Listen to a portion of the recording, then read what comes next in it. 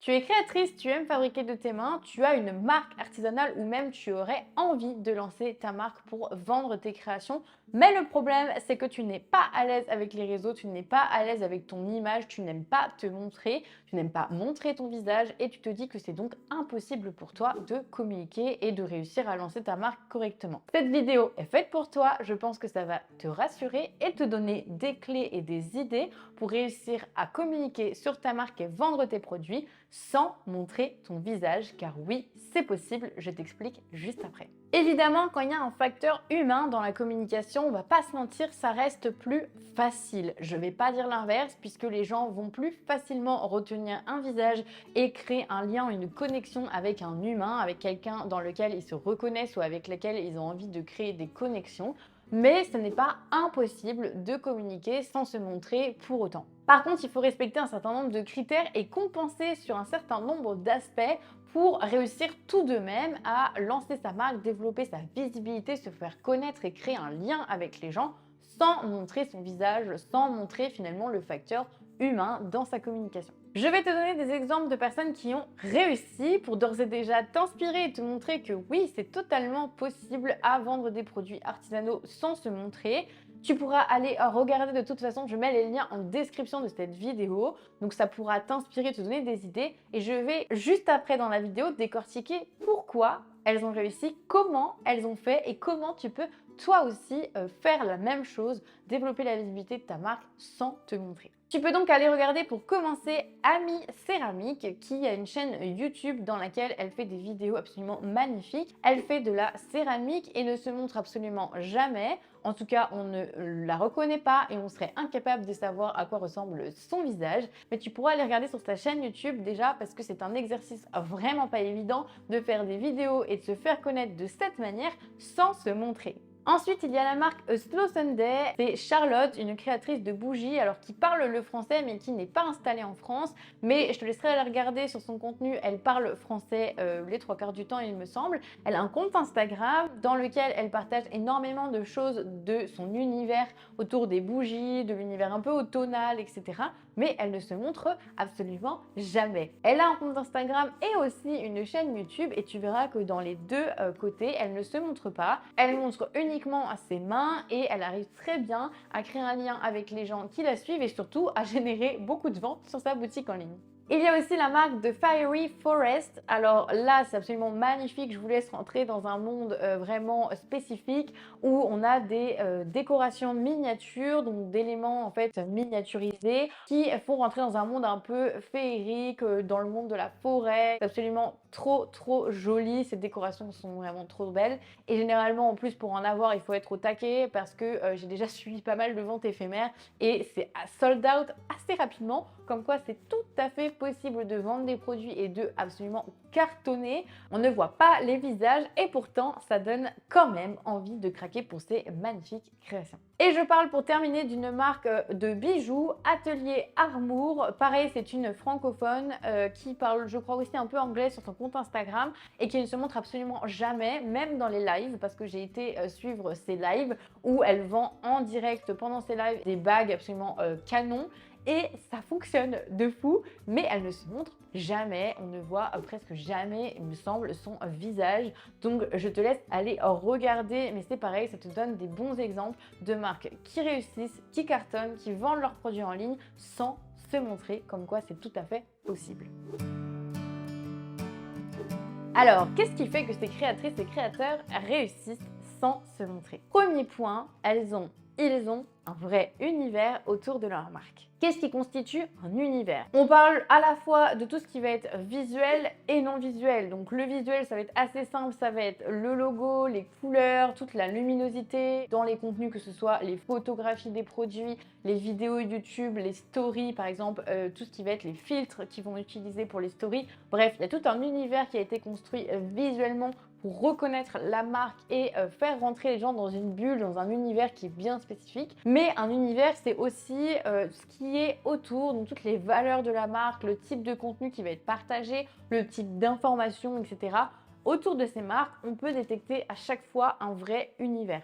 Sur Ami Céramique, on est sur un univers qui va être très lent, très doux, très poétique, avec des vidéos ASMR, avec des contenus qui font réfléchir sur des choses de la vie de tous les jours, puisque pendant ces vidéos fabrication, et tu pourras les regarder, elle fabrique du coup des céramiques tout en partageant ses réflexions sur la vie de manière générale. Et c'est des vidéos qui, dans le style, amènent à se détendre et à réfléchir à des sujets intéressants, tout en regardant quelqu'un fabriquer de la céramique. Et évidemment, pendant ce temps-là, ça donne envie d'acheter ces produits qui sont absolument canons. Les autres univers, eh bien, on peut voir que c'est pareil, ça donne vraiment le ton. On rentre dans un univers féerique, de la forêt, de la miniature, des petits éléments, de la magie, etc.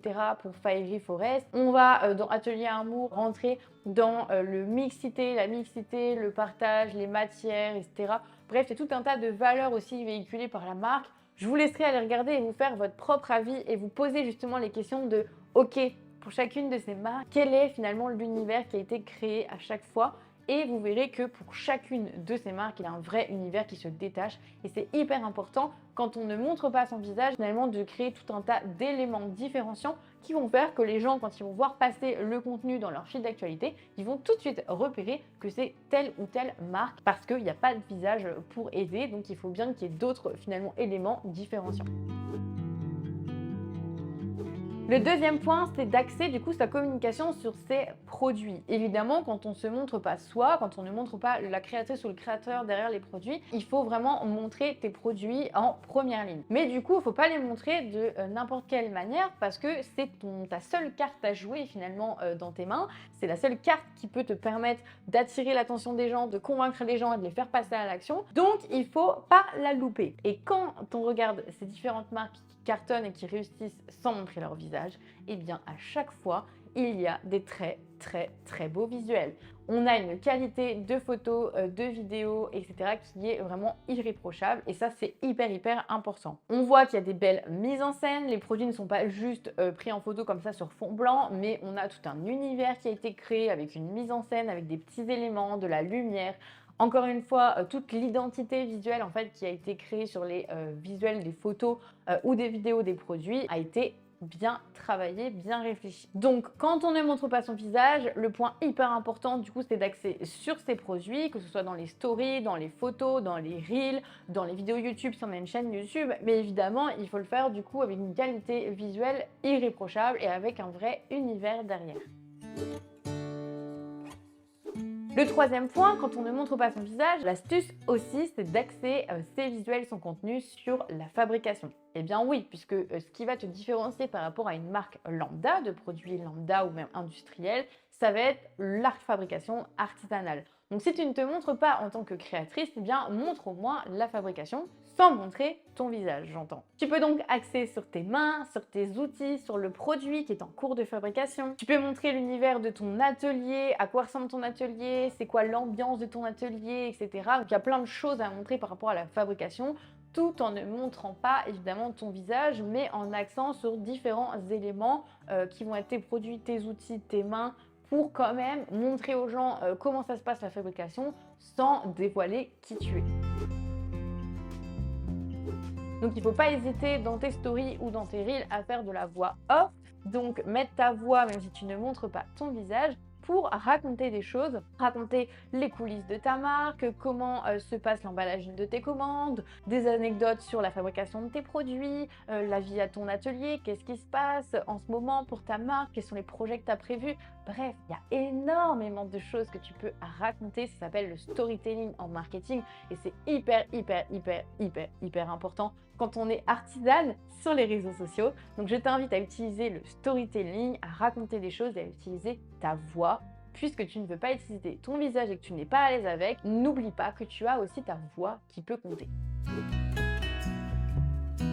Autre astuce, tu peux te montrer de dos. Évidemment, si tu ne montres pas ton visage, ça n'empêche pas que tu peux montrer ta silhouette de dos. On ne te reconnaîtra pas dans la rue en ne voyant que ton dos. Pour l'exemple même, si je te parle de Maître Gims par exemple, c'est un artiste qui ne montre pas ses yeux, qui est toujours avec des lunettes de soleil et on n'arrive pas à reconnaître Maître Gims dans la rue alors que pourtant on a sa silhouette, on a sa carrure, etc. Mais dans la rue comme ça, si tu le voyais vraiment quelques secondes, tu aurais des difficultés à dire tout de suite c'est Maître Gims. Bon, Bon, évidemment, si tu le vois entouré de plein de fans, etc., peut-être que tu arriveras à le reconnaître parce que voilà, c'est quand même quelqu'un qui maintenant est connu de pas mal de monde. Donc si tu ne montres pas ton visage en entier, sache que si tu le montres par exemple de profil ou que tu te montres de dos, ça peut suffire pour qu'on ne te reconnaisse pas et tu seras déjà peut-être plus à l'aise de le faire de cette manière. Donc, n'oublie pas que tu peux te montrer, mais te montrer de manière à ne pas être reconnaissable. Ce sera peut-être plus facile pour toi de le faire ainsi sur les réseaux pour que tu sois plus à l'aise et que tu puisses quand même montrer certains contenus sans te dévoiler, sans dévoiler qui tu es précisément, sans dévoiler ton identité. Tu peux montrer du coup que tes mains, tu peux te montrer de dos, tu peux te montrer de profil par exemple. Tu peux montrer le corps mais pas la tête. Tu peux montrer par exemple juste ton buste qui est en train d'emballer des colis sans montrer ta tête. Tout est une histoire de cadrage. Donc n'oublie pas que c'est pas parce que tu ne veux pas te montrer sur les réseaux que tu ne peux pas montrer certaines parties de ton corps sans dévoiler ton visage. Donc garde en tête cette astuce qui pourra peut-être t'être utile quand tu veux faire des plans à ton atelier, notamment de fabrication ou d'emballage de commandes, où tu n'auras pas besoin de te dévoiler, de dévoiler qui tu es, mais tu pourras quand même partager ce type de contenu sur les réseaux, ça n'empêche pas.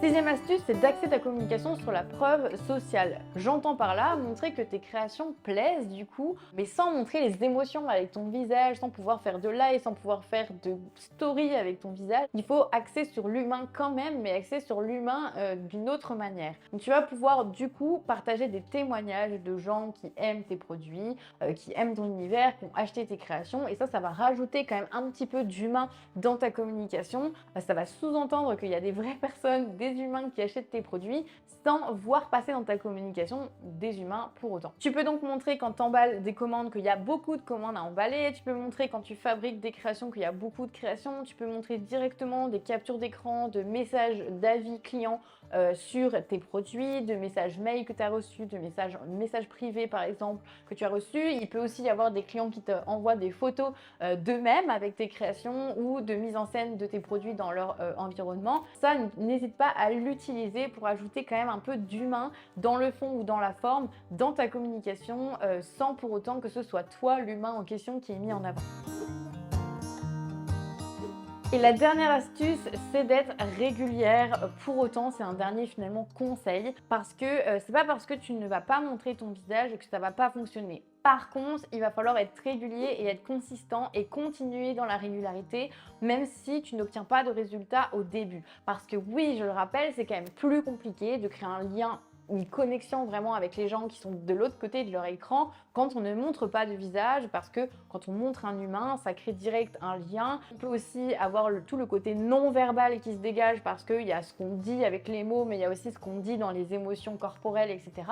Donc quand on ne se montre pas, ça reste plus compliqué de transmettre des émotions. C'est totalement possible avec tout ce que je t'ai partagé juste avant, mais du coup il va pas falloir abandonner tout de suite. Il va vraiment falloir être consistant parce que les résultats pourront mettre un peu plus de temps à arriver que quand tu as une marque où tu montres tout de suite de l'humain, tu montres tout de suite ton visage. Ça joue énormément. Donc si tu es dans la situation où tu ne veux pas montrer ton visage, où tu n'es pas encore à l'aise de le faire, où tu ne voudras jamais le faire par exemple, n'oublie pas qu'il va te falloir peut-être un peu plus de temps pour construire une vraie connexion, un vrai lien avec tes abonnés, pour avoir le plus d'abonnés, plus de gens qui te suivent, développer ta visibilité, etc.